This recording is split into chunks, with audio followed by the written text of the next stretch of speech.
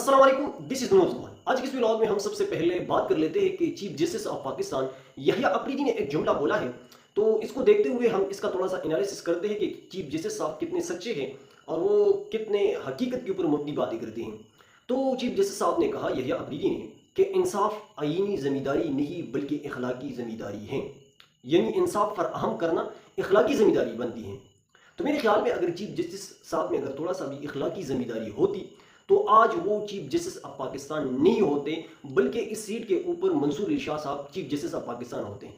लेकिन chief justice साहब ने इखलाकी जिम्मेदारी से काम नहीं लिया, बल्कि पाकिस्तान की इस्टेब्लिशमेंट को बतौर एक सहूलतकार के तौर पर उन्होंने अपनी ड्यूटी सर अंजाम देने का वादा किया।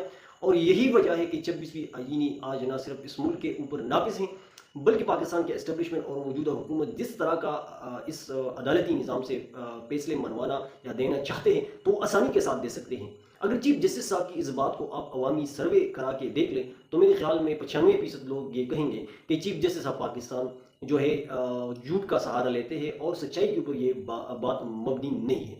तो मेरे ख्याल में चीफ जस्टिस ऑफ पाकिस्तान को बयानबाजी की बजाय इंसाफ फराहम कर देने की ज़रूरत है, और जब आप इंसाफ फराहम करते हैं तो फिर सारी दुनिया को खुद ब खुद नज़र आ जाती है। तो चीफ जस्टिस ऑफ पाकिस्तान को थोड़ा सा एहतियात तो वैसे भी नहीं, तो एहतियात तो वो करते हैं और बड़ी होशियारी के साथ, चूँकि वो ज़्यादा अपने आप को सामने नहीं लेकर आते, बल्कि और चीफ जस्टिस साहिबान के ज़रिए वो इस निज़ाम को कंट्रोल करना चाहते हैं पाकिस्तान की इस्टेब्लिशमेंट की खातिर। दूसरी बात, इस वक्त आप इस निज़ाम को देखिए कि मरीम नवाज़ ने चिनौट का दौरा किया, वहाँ पर उन्होंने अपनी ट्विटर हैंडल के ऊपर एक तस्वीर शेयर कर दी एक वॉशरूम का, और उन्होंने कहा कि सैलाब मुतासिरीन के लिए हमने कितनी ज़बरदस्त बंदोबस्त किया है। लेकिन चूँकि ये लोग तो एक पढ़े लिखे नहीं हैं, और दूसरी बात यह है कि अकल से काम भी नहीं लेते। फिर जब ये तस्वीर पोस्ट कर दी गई है तो सारिफीन ने जब इसको देखा, तो जब इसके ऊपर सर्च किया तो ये OLX के ऊपर पहले से ये ट्वीट पड़ा था, ये तस्वीर पड़ी थी, और ये 2023 का तस्वीर था जिसके ऊपर सोशल मीडिया ने खूब इनका मजाक उड़ाया।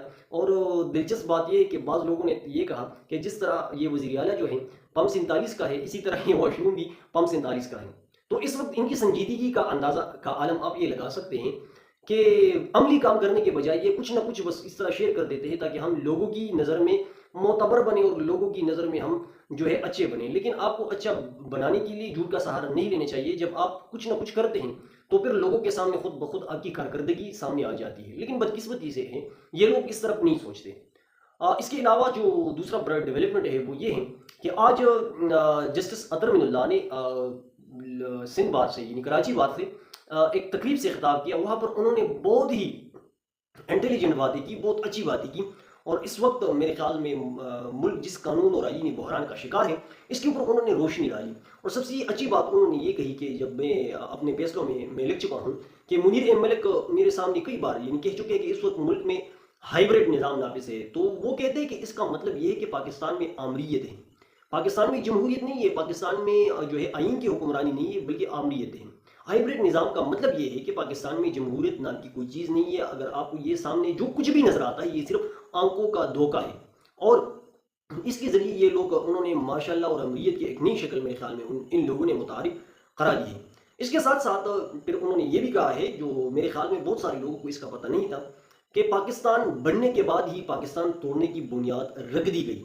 और चीफ जस्टिस अतर मिनुल्लाह साहब ये कहते कि ये मैं नहीं कहता बल्कि ये किताब में लिखा गया है। और ये किताब जो है इस वक्त का जो मौजूदा जो चीफ यानी एयर मार्शल चीफ है उसने ये बात अपनी किताब में कही है। तो ये बात बिल्कुल दुरुस्त है, और मेरे ख्याल में बिल्कुल पाकिस्तान बनने के बाद ही पाकिस्तान तोड़ने की बुनियाद रख दी गई। इतनी बड़ी गलती करने के बावजूद भी हमने आज तक इससे कुछ भी नहीं सीखा। आज अगर बलूचिस्तान के हालात को देखें या खैबर पख्तूनख्वा के हालात को देखें तो जिस तरह वहाँ पर मशरक़ी पाकिस्तान के साथ जो रवैया रखा गया, आज भी वही रवैया इन दो सूबों के साथ रखा जाता है, जो इंतहाई तशवीशनाक है। और दिन ब दिन यहाँ पर अमन व अमान की सूरत हाल जो है बिगड़ती जा रही है।